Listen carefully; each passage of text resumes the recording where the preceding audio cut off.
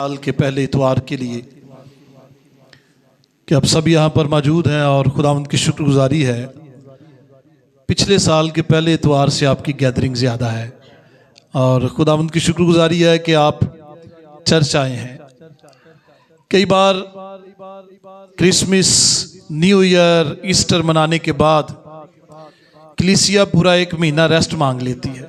बहुत सारे लोग हैं और बहुत सारे चर्चिस में लोगों की हाजिरी खत्म हो जाती है, लेकिन मैं शुक्रगुजार हूं कि आप सब आज सुबह यहां पर मौजूद हैं। हम आज सुबह एक ऐसे शख्स के बारे में सुनेंगे जिसका नाम साउल था और इस शख्स का सबसे पहले जिक्र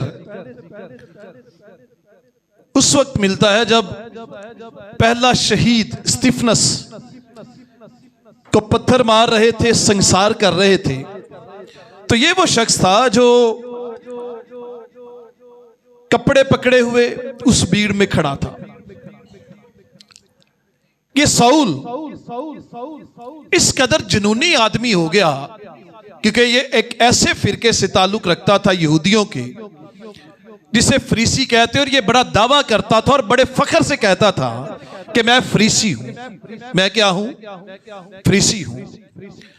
अब साउल अपने यहूदी अकायद के लिए इस कदर जोशीला था कि इसने यीशु मसीह पर ईमान रखने वालों के खिलाफ बाकायदा एक मुहिम का आगाज कर दिया। वो समझता था कि इस फिरके के लोगों को मारना मेरी जिम्मेदारी है।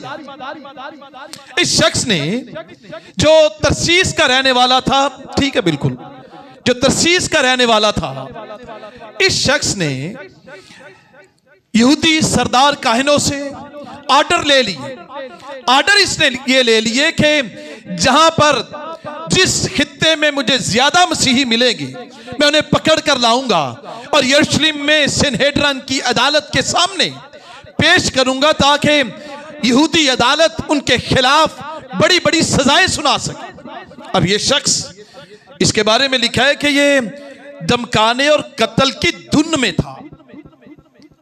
अब साउल के लिए मसीहों को मारना और धमकाना इतना ही फितरी बन चुका था जितना कि उसका सांस लेना, क्योंकि यहां पर धुन के लिए जो लफ्ज इस्तेमाल हुआ है, इससे मुराद यह है कि जैसी इंसान की सांसें हैं वैसी इसकी फितरत बन चुकी थी कि यह समझता था जितना इंसान के लिए सांस लेना जरूरी है इतना ही मसीहों को कत्ल करना जरूरी है।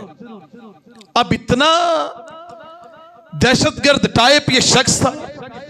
अब ये शख्स ऐसा था जो साउल किसी सियासी गिरोह के खिलाफ नहीं लड़ रहा था, बल्कि उन लोगों के खिलाफ लड़ रहा था जो यीशु मसीह को खुदावंद कहते थे। क्या कहते थे? यीशु मसीह को खुदावंद। आज भी दुनिया ऐसे लोगों के खिलाफ अपने आप को और उनको मारना फर्ज समझते हैं जो यीशु मसीह को खुदावंद कहते हैं।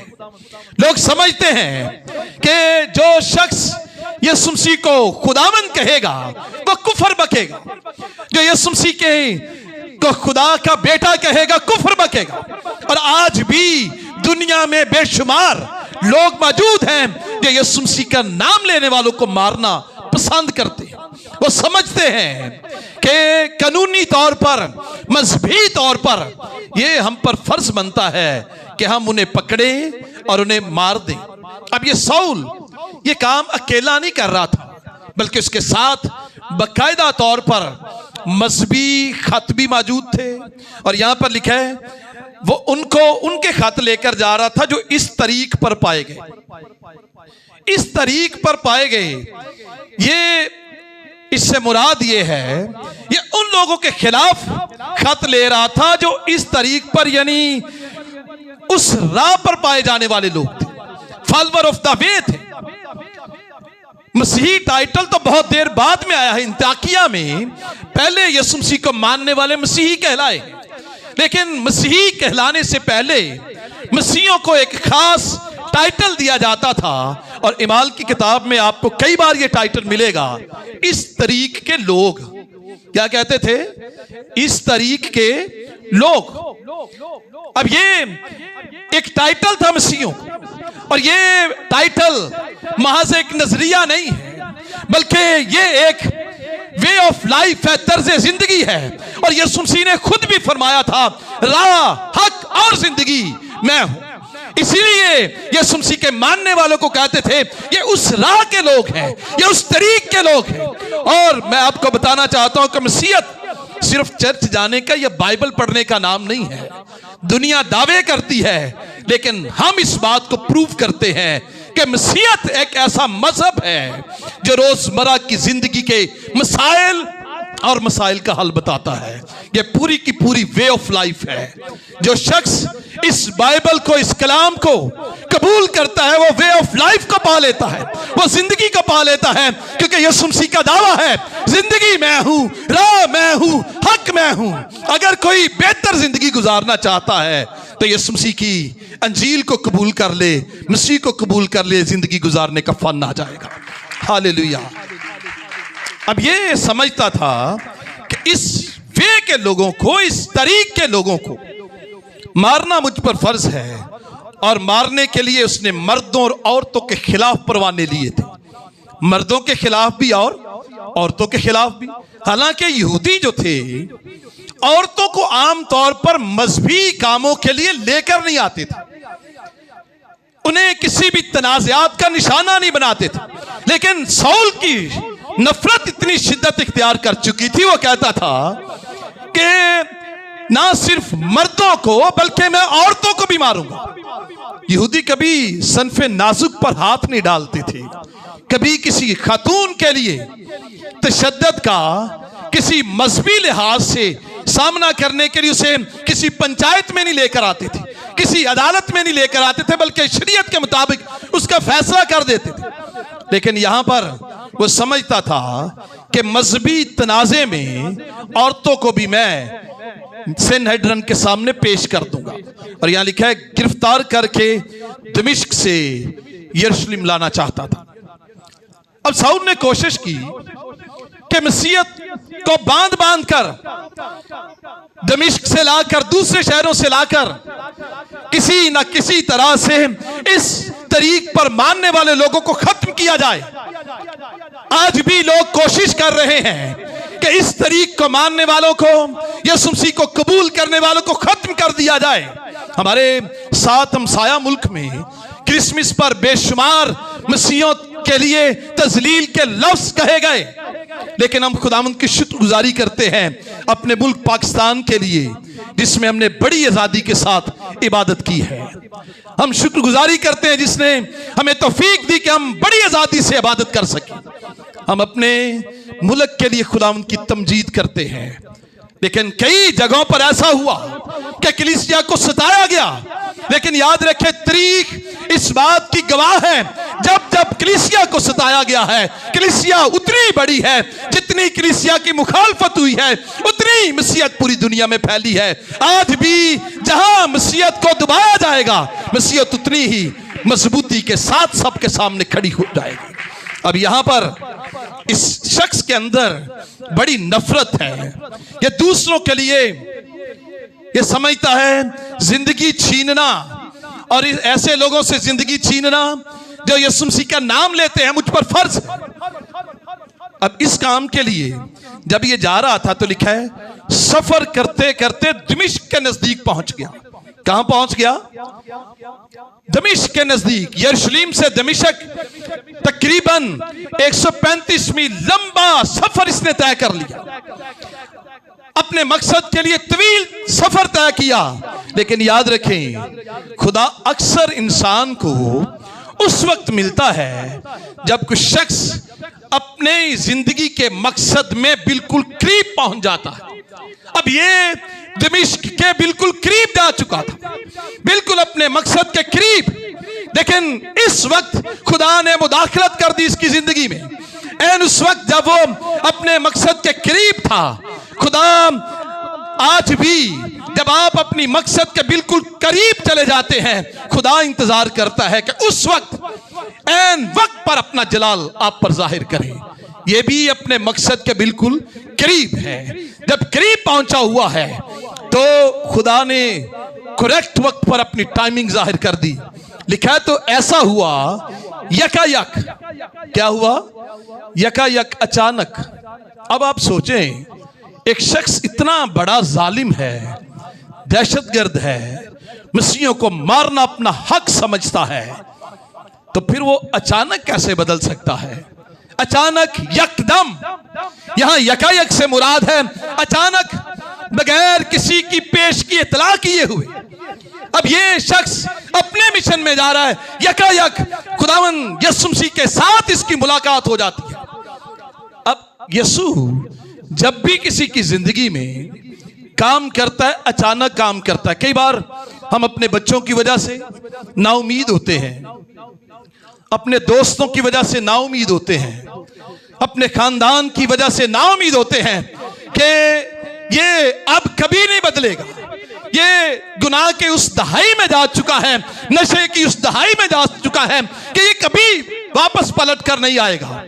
तो आप नाउमीद ना हो, आप इस साउल पर निगाह करें। अगर साउल को खुदावंद दमिश्क के बिल्कुल करीब जाकर, जहां से वो लोगों को मारने के लिए जा रहा था, दमिश्क के करीब, मकसद के करीब है, तो खुदावंद आज भी नाउमीदों के लिए पैगाम देता है कि ना उम्मीद ना रहें। अगर कोई बड़ा ही गुनाहगार हो चुका है तो खुदावंद अचानक यकायक उसे बदलने की कुदरत रखता है। हालेलुया। और खुदा का बंदा एंटी राइट कहता है, खुदा के मंसूबे अक्सर हमारे मंसूबों को रोक देते हैं, अक्सर हमारे मंसूबों को रोक कर शुरू होते हैं। इसका मंसूबा मारना था, और लिखा है अचानक ऐसा हुआ कि आसमान से एक नूर उसके इर्दा गिर्द चमका। कितने नूर चमके हैं? एक नूर।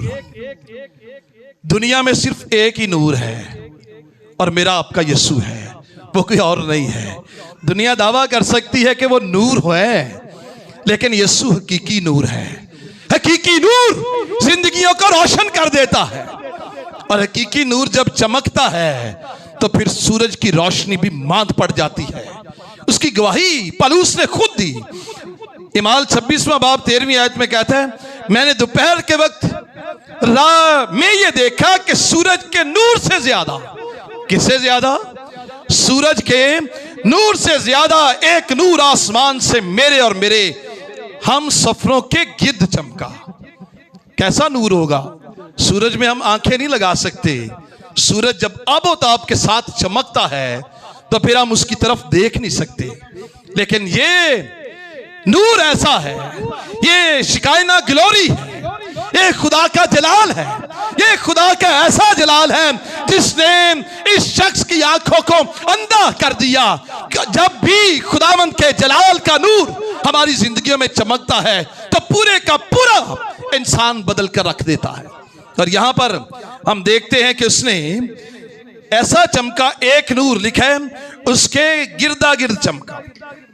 कहां चमका? उसके गिरदा गिर्द। अब ये मसीहत सिर्फ एक ऐसा मजहब नहीं, बल्कि एक ऐसा मजहब है, ऐसा नजरिया है, ऐसा रोजमर्रा का कलाम है जिसमें जब किसी पर नूर चमकता है तो जाती मुलाकात हो जाती है। क्या हो जाती है? जाती मुलाकात। अब यहां साउल को तजर्बा यह हुआ है कि जब वो जमीन पर गिरा है, आवाज आई, ए साउल, ए साउल, तू मुझे क्यों सताता है? जब नूर देखा तो कहां गिर गया? जमीन पर। बड़ा कुव्वत वाला था, बड़ा ताकत वाला था, जिस्मानी तौर पर अनाज से भरा हुआ, तकब्बर से भरा हुआ कि मैं मसीह का नाम लेने वालों को मार दूंगा। लेकिन एक मगरूर फरीसी जो दूसरों को बांधने के लिए निकला था, अपनी कुव्वत पर भरोसा कर रहा था, नूर की तजल्ली से खुद ही गिर गया। क्या हुआ? नूर की तजल्ली से खुद गिर गया। और याद रखें, हम जितने भी पावरफुल हों, दहशतगर्द जितने मर्जी पावरफुल हो जाएं, आप दहशतगर्दों से भी कभी मायूस ना हो। अगर दुनिया का पहला दहशतगर्द गिरकर मसीह का गवाह बन सकता है, तो आज दुनिया के खतरनाक दहशतगर्द भी गिरकर यीशु मसीह के गवाह बन सकते हैं। हालेलुया। इसलिए हमें नाउमीद नहीं होना दहशतगर्दों से भी। हमारा मुल्क दहशतगर्दी की लपेट में है, लेकिन हम शुक्रगुजार हैं अपने मुल्क की सारी सिक्योरिटी टीमों के लिए, हुकूमत पाकिस्तान के लिए, जो हमेशा इन दहशतगर्दों का मुकाबला करती है। अब यीशु मसीह ने एक पहले दहशतगर्द का मुकाबला किया जो कलीसिया के खिलाफ था। लिखा है गिरदा गिर्द जब नूर चमका तो जमीन पर गिर गया। एक मगरूर फरीसी अनाक की बुलंदी से अब नीचे गिरता है और आवाज आई, ए सऊल। 2 बार पुकारना बाइबल मुकद्दस में हमेशा यहां रहा है, क्योंकि जब खुदा किसी को 2 बार पुकारता है तो वो इंतहाई अहमियत, मोहब्बत और तवज्जो की खूबसूरत अलामत बन जाता है। अब्राहम को भी खुदा ने कहा था, अब्राहम अब्राहम। क्या कहा था? Abraham Abraham. मार्था को कहा, ए मार्था मार्था। इस वक्त खुदा मुखातिब है साउल से, ए साउल ए साउल। खुदा जाती तौर पर जानता है कि कुछ साउल है जो मुझे तंग कर रहा है, मेरी कलीसिया को तंग कर रहा है। तो आवाज क्या आई? ए साउल तू मुझे क्यों सताता है? साउल जमीन पर सता किनको रहा था? मर्दों को और औरतों को। लेकिन यीशु मसीह ने कहा, तू मुझे क्यों सताता है? अब ये जुमला इस बात को साबित करता है कि मसीह और कलीसिया दोनों एक बदन है। क्या है? दोनों एक बदन। इसलिए हमें तो दिलेर होना चाहिए, हमें तो जुर्रत वाला होना चाहिए कि यीशु मसीह जब कलीसिया सताई जाती है तो वो कलीसिया के सताने जाने को अपना सताया जाना कहता है। ए साउल तू मुझे क्यों सताता? कलीसिया मसीह का बदन है, मसीह और कलीसिया एक है। जब कलीसिया को दर्द होता है तो मेरा और आपका यीशु भी दर्द महसूस करता है, क्योंकि यीशु मसीह ने कहा था, मैं तुमसे सच कहता हूं कि जब तुमने मेरे इन छोटे से छोटे भाइयों में से किसी के साथ ये सलूक किया तो मेरे साथ किया। जब कलीसिया के लोग सताए जाते हैं तो हम घबरा जाते हैं, बुज़दिल हो जाते हैं। उस वक्त हमें दिलेर होना है कि ये सिर्फ मैं अकेला सताया नहीं जा रहा, बल्कि मसीह जो मेरा बदन है, जिसने मुझे बदन से तशबीह दी है, वो भी उसी तरह दुख महसूस करता है। क्योंकि ज़करिया की किताब में लिखा है, जो कोई तुमको छूता है वह मेरी आंख की पुतली को छूता है। किसको छूता है? मेरी आंख की पुतली को। कलीसिया मसीह का बदन। तो जब उसने कहा ना तू मुझे क्यों सताता है, तो पौलुस ने उससे पूछा, ए खुदावंद तू कौन है जिसे मैं सताता हूं? तू कौन है? ए खुदावंद तू कौन है? साउल जो कत्ल करने के लिए हुक्मनामे लेकर जा रहा था, अब ये एक तालिब इल्म की हैसियत से सवाल करता है। अब ये तालिब इल्म बन गया है, कहता है कि तू कौन है। इससे पहले कि इसका दिल बदलता, इसने बहस करनी छोड़ दी। अब ये सवाल करता है। कई बार हम सिर्फ बहस करते हैं, बदलते नहीं हैं। और कलीसियाओं में बेशुमार ऐसे लोग मौजूद हैं जो सिर्फ बहस करते हैं, अंदर कोई तब्दीली नहीं आती। याद रखें, अगर यीशु आपको बदलना चाहता है तो अपनी जिंदगी में से सबसे पहले बहस छोड़ दें। बहस छोड़ देंगे तो फिर आपकी जिंदगी में सिर्फ सवाल होंगे, ऐ यीशु तू कौन है? खुदावन तू कौन है? ऐ खुदावन तू कौन है? पहले ये सिर्फ जानता था कि मैं जिस खुदा के लिए काम कर रहा हूं, दूसरों को मारना मेरे लिए जरूरी है। लेकिन तरीक का बहुत बड़ा इसने सवाल कर दिया कि तू कौन है? साउल समझता था कि वो खुदा की खिदमत कर रहा है। साउल समझता था कि वो खुदा के नाम के लिए कुछ कर रहा है। अब अचानक उसे एहसास ये हुआ कि वो उस हस्ती को जानता ही नहीं है जो आसमानी जलाल को जाहिर करने वाली हस्ती है। ए खुदावन तू कौन है? तो आवाज क्या आई? मैं यीशु हूं। मैं क्या हूं? यीशु हूं जिसे तू सताता है।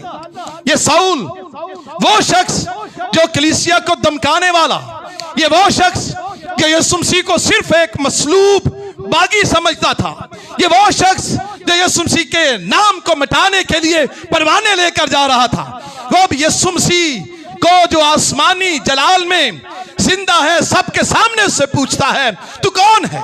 वो यीशु जिसे साउल मुर्दा समझता था, अब उसे कहता है ए खुदावन तू कौन है।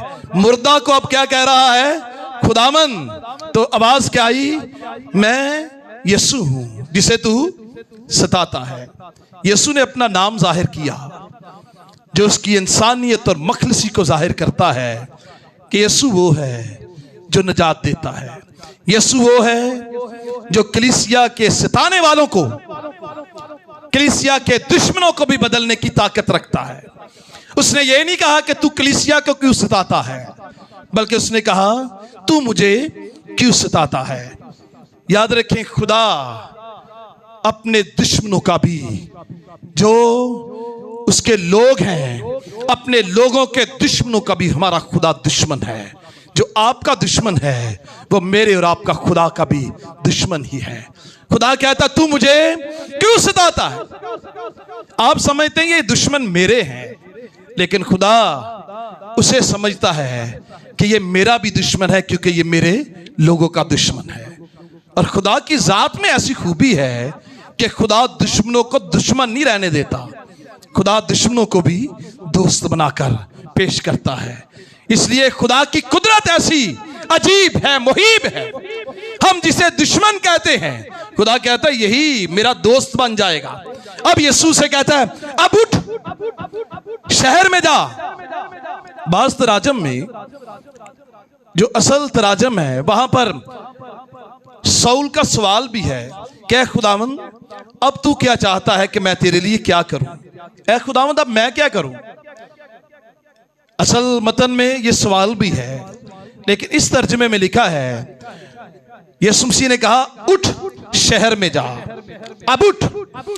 साउल जमीन पर गिरा पड़ा है, लेकिन यीशु से क्या हुक्म देता है अब तू उठ जा। ये गिरना उसकी पुरानी जिंदगी की मौत थी, लेकिन अब इसका उठना मसीह यीशु में नई जिंदगी की अलामत है। अगर आप गिरे हुए हैं तो मौत में गिरे हुए हैं, पुरानी जिंदगी की मौत। लेकिन जब यीशु कहे उठ जा तो फिर मसीह में नई जिंदगी की अलामत है। हालेलुया। ये उठ बैठा है। ऐ यीशु तू कौन है। यीशु ने कहा उठ। खुदा हमें गिराने के लिए नहीं आया, बल्कि खुदा हमें नए मकसद देने के लिए आया है। खुदा हमें गिराता नहीं है। बहुत सारे लोग स्लेन करते हैं।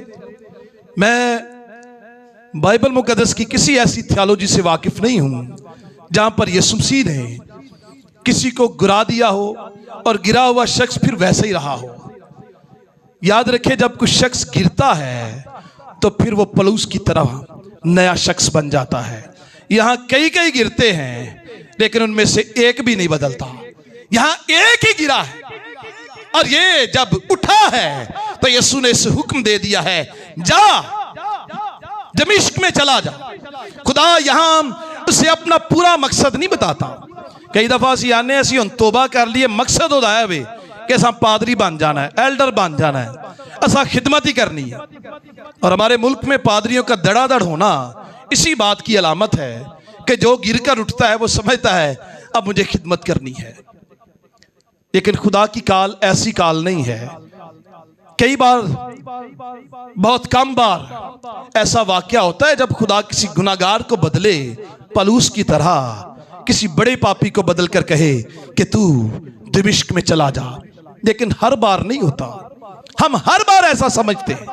पाकिस्तान में बल्कि पूरी दुनिया में जो गिर कर उठते हैं वो उठ कर कहते हैं कि हमने सिर्फ हर बंदे नूं डेग देना है। की करना है? हर बंदे नूं डेग देना है, असी नवा ही काम कर देना है। कलीसियाओं की बर्बादी का बायस बन गए हैं। याद रखिए, जब खुदा उठाता है तो फिर खुदा अपना मंसूबा देता है, और खुदा अपना मंसूबा एकदम सारे नहीं दे देता। खुदा जब मंसूबा देता है, ईमान का रास्ता कदम ब कदम है। हर लम्हे खुदा आपको गाइड करता है। खुदा एक ही बार सारा नक्शा आपको नहीं दे देता, बल्कि खुदा ने यहां पर इसको पहला कदम दिया है कि तू शहर में जा। कहां जा? शहर में। जब मैं आफसाबाद आया तो खुदा ने यही कहा था, तू आफसाबाद जा, मैं तेरे साथ हूं।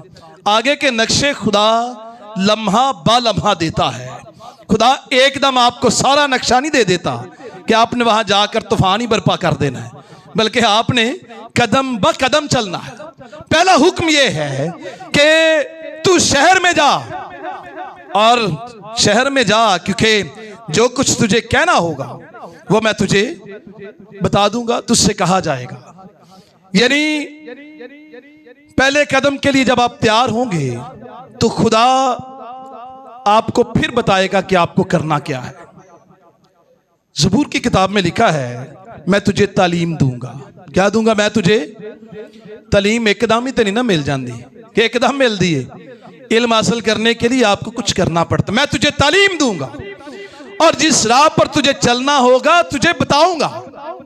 फिर खुदा ने कहा, मैं तुझे सलाह दूंगा और मेरी नजर तुझ पर होगी। कितनी बातें हैं यहां पर। एक बार ही तो नक्शा खुदा नहीं ना देंदा पिया। खुदा की कहता है, पहले मैं तेन तालीम देंगा, फिर मैं तुझे राह पर चलना जिस पर होगा मैं तुझे बताऊंगा। फिर खुदा कहता मैं तुझे सलाह दूंगा। क्या दूंगा? मैं तुझे सलाह। साड़ी कोई सलाह नहीं होंदी, असा बस बाइबल पढ़ के खिदमत करनी है। पादरी का टाइटल साढ़े को होना चाहिए, एल्डर का टाइटल होना चाहिए, लेकिन खुदा की कोई सलाह होनी नहीं चाहिए। यहां खुदा से कहता है कि तू शहर में जा, जो कुछ तुझे कहना होगा मैं तुझे बताऊंगा। अब उसके साथ और भी आदमी थे। अब जब आदमी थे, लिखा है वो खामोश खड़े रह गए, क्योंकि आवाज तो सुनते थे मगर किसी को ना देखते थे। यूनानी में लिखा है कि वो गूंगे हो गए। गूंगे से हो गए, स्पीचलेस से हो गए। अब यहां पर मैं पैगाम कर रहा हूं ना, सुनने वाले कितने हैं? ऊपर से लेकर नीचे तक। कुछ हैं जो कबूल कर रहे हैं, आवाज को सुन रहे हैं। कुछ है जो स्पीचलेस हो जाएंगे, गूंगे ही हो जाएंगे, जिवें उन्हें सुने ही नहीं, जेड़ा उन्होंने कलाम लगता पे उन्हें सुनना ही नहीं। ऐसा भी होता है, और यह भी ऐसा ही हुआ है। पलूस ने आवाज को सुना और कबूल कर लिया, लेकिन ये सिर्फ आवाज सुन रहे हैं, इस मैसेज को कबूल नहीं कर रहे। सुनना ही काफी नहीं है। यहां अहम नुक्ता यह है कि वो आवाज तो सुनते हैं मगर मैसेज को समझ नहीं पा रहे। कई बार चर्च में लोग एक साथ मौजूद होते हैं, कलाम सुनते भी हैं, लेकिन असर किसी एक दो पर ही होता है। अब यहां पर हम देखते हैं कि जब उन्होंने खामोश थे और शाऊल जमीन पर से उठा, जब उठा है तो लिखा है उसकी आंखें खोली तो उसने कुछ भी दिखाई ना दिया, अंधा हो गया। और एक बहुत खूबसूरत मुझे आयत लगी और इसकी तशरीह एक शख्स ने की कि पलूस की रूहानी बसीरत का जब आगाज हुआ, जब जमीन से उठा तो उसे कुछ दिखाई ना दिया। उसकी वजह यह थी कि खुदा जब रूहानी बसीरत उससे शुरू करता है तो दुनियावी चीजों के लिए उसे अंधा कर देता है। क्या कर देता है? दुनियावी चीजों के लिए अंधा। जो खुदा साडियां रूहानी अखा खोलदा है ना, फिर असी दुनियावी तौर पर की हो जाने अन्ने। असी कदी अन्ने होए रूहानी तौर पर? कभी हुए हम दुनियावी तौर पर अंधे? बल्कि हम तो जैसे रूहानी आंखें खुलती हैं, माल बनाने की बस और बहुत ही हो जाती है। लेकिन यीशु मसीह की तालीम ऐसी नहीं है। जब आपकी रूहानी आंखें खुल जाएं तो दुनियादारी की वजह से आपका अंधा होना जरूरी है, क्योंकि खुदा जब रूहानी आंखें खोलता है फिर आपके अपने रूहानी जलाल के लिए इस्तेमाल करता है, दुनियावी तौर पर अंधा कर देता है। और यहां पर इसकी आंखें खुलना और इसकी आंखों का बंद होना इस बात की दलील है कि जब खुदा आपको चुन ले, बुला ले, तो आपकी रूहानी आंखें हमेशा रूहानी जज्बों से सरशार हों, लेकिन दुनियावी जज्बों से अंधी हो जाएं, ताकि हमेशा आपकी आंखों से खुदा का जलाल जाहिर होता रहे। हालेलुया।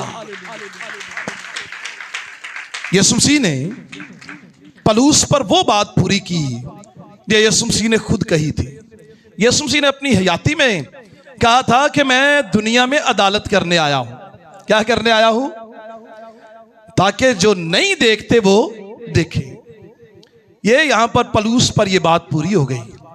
ये देख ही नहीं रहा था, अब ये देखेगा, और जो देखते हैं वो अंधे हो जाए। कई बार रूहानी लोग जो समझते हैं, रूहानियत का दावा करते हैं, वो अंधों की तरह काम करते हैं। और कई बार वो जिन्हें हम अंधे समझते हैं, खुदा के जलाल के लिए उठ खड़े होते हैं पलूस की तरह। फिर वो कहते हैं मैं जिंदा ना रहा, बल्कि मेरा मसीह मुझ में जिंदा है। हालेलुया। फिर वो कहने पर मजबूर हो जाते हैं। और यहां पर लिखा है उसे कुछ दिखाई ना देता था, और वो 3 दिन तक ना देख सका और ना उसने खाया और ना। 3 दिन बड़े अहम हैं। यूना कितने दिन मछली के पेट में रहा था? 3 दिन। यीशु मसीह कितने दिन रहे थे? 3 दिन। अब ये 3 दिन का लम्हा, ये वक्त मौत और जी उठने के दरमियान एक वक्फा है। मौत के और जी उठने के दरमियान क्या है? वक्फा। अब साउल के लिए 3 दिन उसके पुराने फरीसी साउल तिरसी के मरने और नए पलूस रसूल के पैदा होने का दिन था। एक तरफ मर गया है साउल तिरसी, जिसे कहते थे कलीसिया को सताता है, और दूसरी तरफ 3 दिन के बाद एक नया शख्स जिंदा हुआ है, जिसका नाम हम सब पलूस रसूल आजम कहते हैं। 3 दिनों का वक्फा जिंदगी बन गया। 3 दिनों का वक्फा मुकम्मल तौर पर एक रसूल लेकर आ गया। 3 दिन का वक्फा जिंदगी का है। इसलिए जब यीशु मसीह को कबूल करें तो ये 3 दिन का वक्फा भी जरूरी है। और इस वक्फे में उसने क्या किया? ना कुछ खाया ना कुछ पिया। मुकम्मल रोजा, जुज़वी रोजा नहीं कि पानी पी लांगे। कुछ लोग ने जेड़े रोजा रखते हैं असी सिर्फ फ्रूट खाना, तवे दी पक्की नहीं खानी, तो फ्रूट ज्यादा कीमती नहीं बंदे वास्ते। लेकिन यहां पर पलूस का बदलाव ऐसे हुआ है जब उसने यीशु मसीह को कबूल कर लिया है। वक्फे के दिन लिखा है ना उसने कुछ खाया और ना कुछ पिया। वो सदमे में नहीं था, बल्कि वो गहरी तौबा और खुदा के साथ गहरी दुआ में था। 3 दिन ना कुछ खाया ना कुछ पिया। उसे अब जिस्मानी रोटी की जरूरत नहीं थी, अब उसे जिंदगी की रोटी मिल चुकी थी। हालेलुया। जब आपको यीशु मिल जाए तो फिर आपको किसी और रोटी की जरूरत नहीं रहती, आपको जिंदगी की रोटी यीशु मिल जाता है। जब यीशु मिल गया तो फिर इसने कुछ ना खाया 3 दिन तक। मुकम्मल तौर पर मुमकिन है वो 3 दिन नदामत फील करता रहा हो और 3 दिन इकरार करता रहा हो कि यीशु तू वाकई खुदावंद है। हालेलुया। तो यीशु वाकई क्या है? खुदावंद है। यीशु आपके मकसद के बिल्कुल करीब बदल देता है। अगर आप मायूस हैं इस वजह से कि बच्चे बड़े नालायक ने, बदल नहीं सकते, उम्मीद देना चाहता हूं साउल से नालायक कोई नहीं था। वो तो यीशु को अपना दुश्मन समझता था। आपके बच्चे यीशु को दुश्मन नहीं समझते कि समझते नहीं, छोटी मोटी बातें होंगी उनमें। पलूस तो समझता था इनको मारना मेरे लिए जरूरी है। आपके बच्चे इतने खतरनाक नहीं हुए। यीशु दहशतगर्दों को बदलता है। यीशु आपके बेटे और बेटी को 20 साल बदलेगा। इस साल उनकी जिंदगियां बदलेगा। आपने नाउमीद नहीं होना। हमने नए साल पर पैगाम सीखा था, हिम्मत ना हारो, क्योंकि यही तुम्हारे लिए इज्जत का बायस बन जाएगा। इस साल नाउमीद नहीं रहना कि अब बदलता नहीं, मेरा यीशु बदलेगा, राहें बदलेगा, जिंदगी बदलेगा और खुद जिंदगी का मंबा बनेगा। खुदावंद आज के कलाम के वसीला से हम सबको बरकत बख्शे। आमीन। हालेलुया। यीशु मसीह के लिए जोरदार तालियां बजाएं। हम दुनिया को कहते हैं कि यीशु मसीह खुदावंद है और वही अकेला नूर है। लिखा एक नूर चमका। कितने नूर चमके हैं? एक। उस एक नूर के लिए जोरदार तालियां बजाएं। दुनिया सिर्फ दावे करती है यीशु बन के नूर आया है। हालेलुया। तेजस्म लिया है, जिस्म लेकर हमारे दरमियान रहा और हमने उसका ऐसा जलाल देखा जैसा बाप के इकलौते का जलाल। हालेलुया। यीशु मसीह के लिए जोरदार नारा लगाएंगे, यीशु मसीह की जय। हालेलुया। खुदावंद आप सबको बरकत दे। आइए हम सरों को